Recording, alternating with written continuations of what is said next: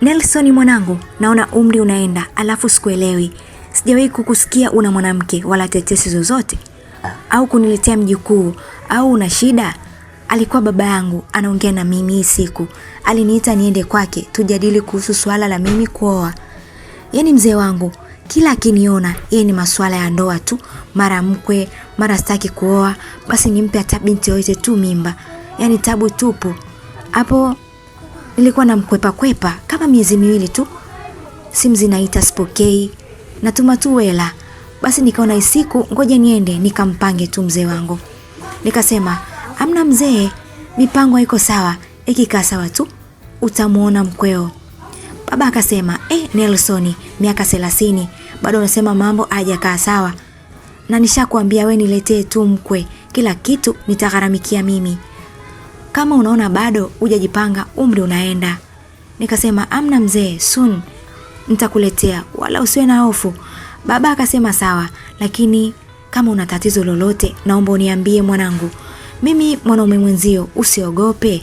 Nikasema, "Baba, kuwa na amani kabisa, mwanao niko vizuri kabisa, sina tatizo." Wala akasema, "Unanitisha mwanangu, au una nguvu za kiume? Inasimama kweli hiyo?" Huyu mzee na yeye kashaanza kuwa jao. Nikasema, "Baba bwana, mimi mzima, nitakuletea wala usinifikirie vibaya." Akasema, "Au mwanangu kuna mwanamke alishawahi kukuumiza, ndio maana hautaki kuoa?" Nikasema, "Hamna mzee, mimi nipo bado natafuta." Akasema, "Uko unatafuta jamani? Mbona wanawake wapo wengi mno jamani?" Nikasema, "Kuwa na amani. Mkwe nitakuletea, usiwe na shaka." Akasema, "Haya sawa mwanangu, haina shida. Mimi nasubiri, ila naomba huu mwaka usiishe. Nishachoka kuishi hivi bila mkwe, yani kumuona mkwe, kucheza na wajukuu. Umri unaenda tu. Na kwenye hii familia tupo mimi na wewe. Mwenzako nilizembea, sikupata watoto wengi, nikakupata wewe tu. Na mama yako ndo hivyo kashaenda na maji tayari. Naomba wewe basi unisaidie kukuza ukoo." "Sawa baba, nitafanya hivyo." Nikamtuliza pale hadi akaingia kingi. Muda ulikuwa ushaenda tayari. Nikamwaga tu mzee kuwa mimi narudi nyumbani kwangu. Maana kula nilikuwa nishakula tayari kwa mzee. Na mimi sikai na mzee. Yeye anakaa na bidam zangu wawili. Wote wanasoma sekondari. Ni watoto wa shangazi yangu. Na pia yupo na mfanyakazi. Mimi nilikuwa nishajipata, kwa nilikuwa nimehama nyumbani najitegemea. Basi mzee akaniambia sawa, haina shida. Ila bado akawa ananisisitiza habari ya mimi kuleta mkwe. Basi nikasepa zangu, nikapanda gari langu, nikawasha hadi nyumbani kwangu, nakaa peke yangu. Nilipofika nikaingia moja kwa moja chumbani kwangu, nikabadili nguo, nikaenda kuoga. Nilipooga ndio nikapanda kitandani kulala. Sasa maana msosi tayari nilikuwa nishakula wa kutosha tu kwa mzee. Sikuwa na njaa tena. Nilipopanda kitandani ndio nikaanza kufikiria sasa maneno ya mzee. Sio kwamba nilikuwa sitamani kuwa na mwanamke, hapana. Sema kuna tatizo linanisumbua bwana, ila ngoja kwanza nijitambulishe alafu ndio niwaambie sababu inaonifanya mimi nisiwe na mwanamke. Kwanza mimi kwa majina naitwa Nelson Mkae. Kwenye familia yetu mimi ndio wa kwanza na wa mwisho. Mamangu alikufa nikiwa mdogo, nina miaka 4. Baba akakataa kuoa mwanamke mwingine. Akasema atapambana tu kunilea mwenyewe. Kwa mimi nimelelewa na single father. Mimi ni mzaliwa wa Mbeya. Babangu ana maisha ya kawaida tu, sio tajiri sana na sio maskini sana. Anajishughulisha na biashara ya kuuza spare za magari huko magarijini.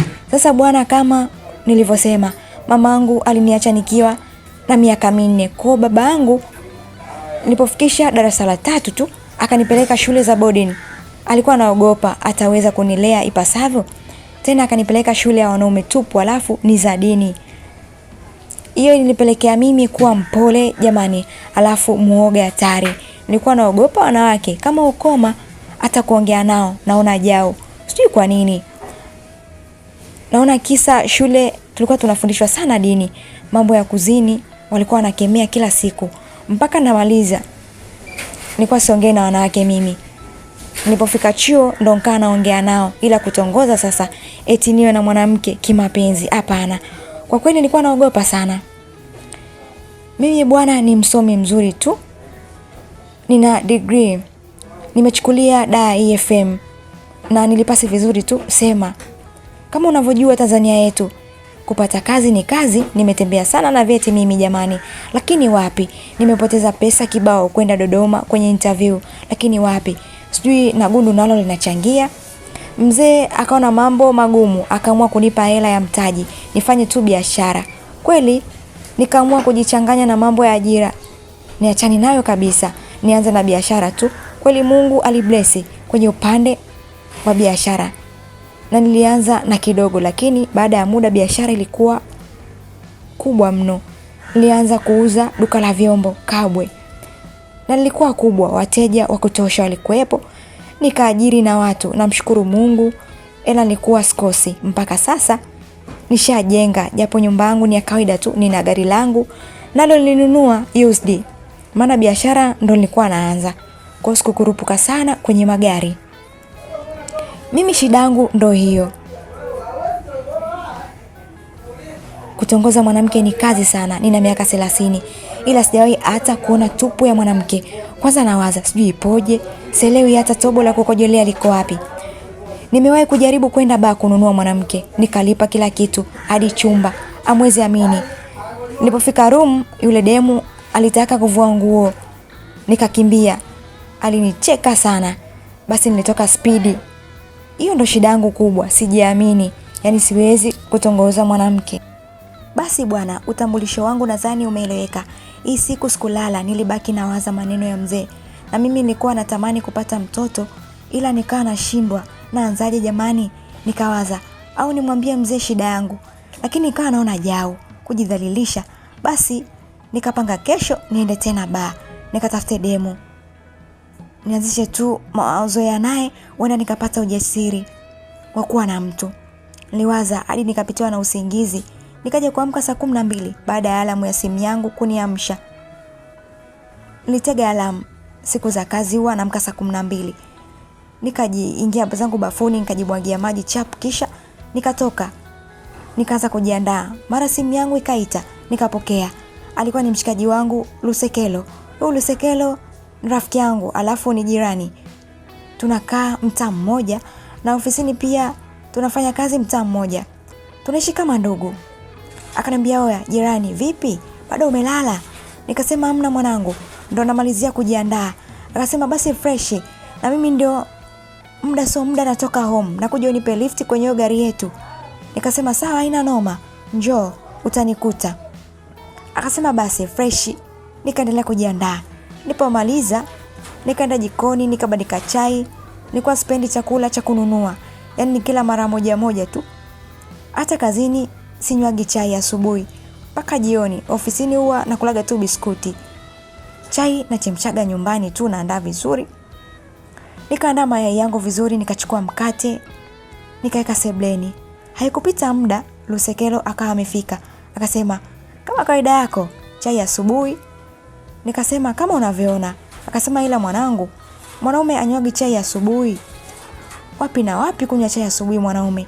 Nikasema, "Nikachukue kikombe au ndo unadumisha wanaume wako?" Nikaona Lusekelo anacheka, alafu akasema, "Kachukue nikusupport, usije ukajisikia vibaya kwamba nimegoma kunywa chai yako." Ila huyu jamaa nikaenda kumchukulia na yeye kikombe, tukanywa chai huku tunapiga story. Tulipomaliza tukaenda kazini. Ilipofika mida ya saa 12 tulifunga kazi. Ndio tukaanza kufunga duka.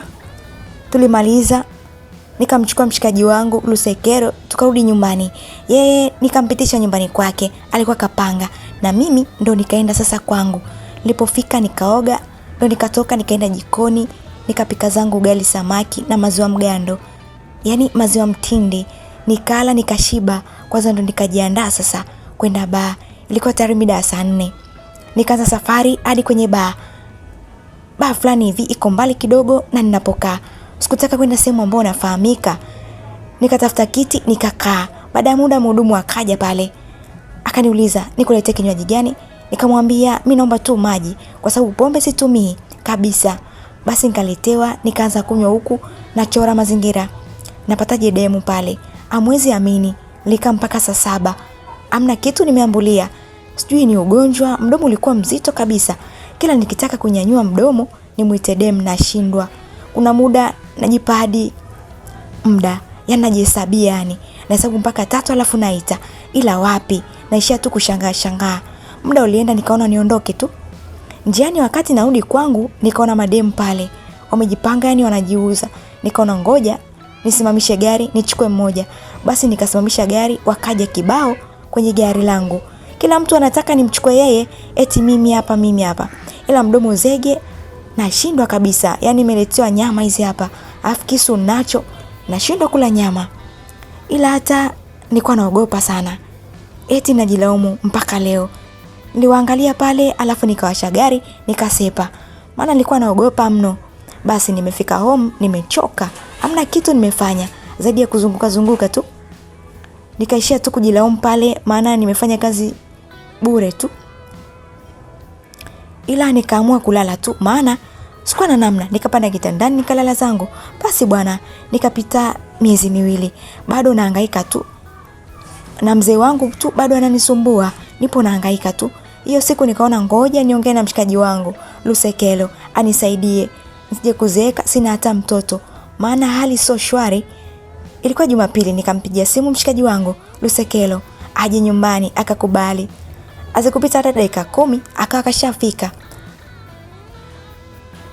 Nikamkaribisha pale, nikampa kinywaji, tukawa tunakunywa. Ila mwenzenu nikawa nashindwa jinsi ya kujielezea, naanzia wapi. Lusekelo akauliza, "Oya Nelson, si umesema kuna jambo unataka tuongee? Mbona upo kimya?" Nikasema, "Amna mshikaji wangu. Sema nilikuwa nahitaji tu unisaidie kunitafutia mwanamke." Akasema, "Mwanamke wa nini? Unataka uoe au mbona wapo wengi tu?" Nikasema, "So hivyo mshikaji wangu, nisaidie tu kutongoza.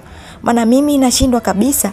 Yaani nikitaka pata dem, nikitaka kuongea tu nashindwa. Naomba unisaidie wewe. Maliza kila kitu, nitakulipa vizuri." Akasema, "Kwani hao mademu wengine huko kitambo ulikuwa unawapataje?" Nikasema, "Uwezi amini mwanangu, mpaka hapa sijui kuwa na mwanamke. Naogopa mno." Lusekelo akacheka, akasema, "Kwa wewe ni bikra mwanangu?" Nikacheka nikasema, "Nitafutie bwana." Acheka niuliza. "Naogopa mno." Akasema, "Da, sawa, haina noma. Mimi nakutafutia. Uhakika kabisa nakutafutia mwanamke. Ila mwambie kabisa mimi siwezi kuongea. Akija yeye ndo ataongea." Lusekelo akacheka hadi machozi. Akasema, "Du, nisamee mwanangu. Unanifurahisha yani. Siji uje kuwa na mwanamke kweli? Da. Ungeniambia mapema sasa. Sasa ungekuwa ushafanya vitu vyako." Nikacheka tu yani. Akasema, "Fresh, usijali. Ila mimi nitakutafutia mke wa kufanya naye tu alafu anapita hivi. Sikutafutii mke wa kuoa." Basi hiyo siku jioni mwanangu Lusekelo akanitafutia, akaniambia ashapata dem, jioni namleta, nijiandae. Nikasema fresh. Jioni Lusekelo akaja na kabinti. Nisi katakuwa kana miaka 25. Nikimwangalia. Ila nikawa naogopa, nikawa namwangalia tu ile binti, kazuri mno. Ila sijui Lusekelo kamtoa wapi. Lusekelo akasema, "Oya Nelson, huyu anaitwa Jessica." Nikasema, mdomo mzito kweli. Nikawa na Lusekelo anajizuia kucheka. Basi Lusekelo akasema, "Oya Nelson, mimi ngoja niwaache basi." Nilistuka nikasema, "Unatuacha unaenda wapi?" Akasema, "Tulia bwana. Nini shida?" Nikabaki kimya.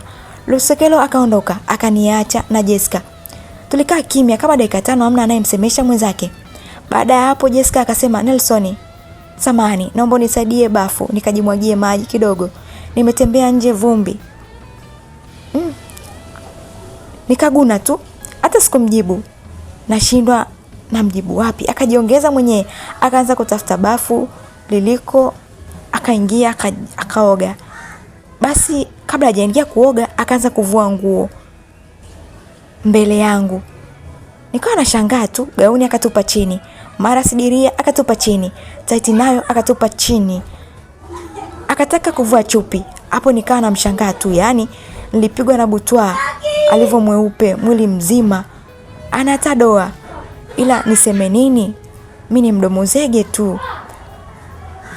Sikuwahi hata kuona uchi wa mwanamke. Nikawa ndo mara ya kwanza na uangalia. Ndo mara ya kwanza Jessica anavua nguo mbele yangu. Anageuka tu pale. Basi nikashangaa mtoto ananikumbatia kwa nyuma. Akaniambia, Nelson baba, sasa unaenda wapi? Hapo sauti ya kimahaba isee. Nilikuwa namuogopa jamani. Ni kweli, ila msinicheke. Nikasema mwanaume maneno yanitoki. Jessica akasema, tulia basi niangalie. Akanigeuza, tukawa tunaangaliana. Hapo vimazoea vyake vinanichoma choma. Yaani ujasiri wa kumwangalia nilikosa kabisa. Yani nilikwama bana. Jessica akasema, Nelson please, usiniogope. Nataka nikupe raha ambayo hujui kuipata. Najua nikikupa utaweza kunisahau kirahisi. So relax baby, enjoy. Mimi nashangaa tu. Akaanza kunitoa t-shirt langu taratibu huku ananikwaruza na mikono yake da. Nikajikuta napata msisimko fulani hivi. Akamaliza, akaanza kunitoa suruali. Nikawa na sita nakosa hata nguvu. Akanivua nikabaki na boxer. Hapo mwanaume sielewi kabisa. Nikashangaa anapiga magoti. Anaanza kunivua boxer. Nikajikaza, nikasema Jessica, leo hapana, tusubiri tu kidogo. Akasema, unasemaje? Tulia, ni leo tu, hatufanyi tena. Basi akanivua nikabaki mtupu. Sijui kusimama uchi mbele ya mwanamke. Nikasiamini kabisa yani. Nipo tu sijaamini. Sijakaa vizuri, nashangaa tayari anaanza kunishughulikia, ni mdomo wake kaika kwenye sehemu zangu. Nini hiki jamani? Nikapata msisimko ambao sijawahi kusikia maishani mwangu.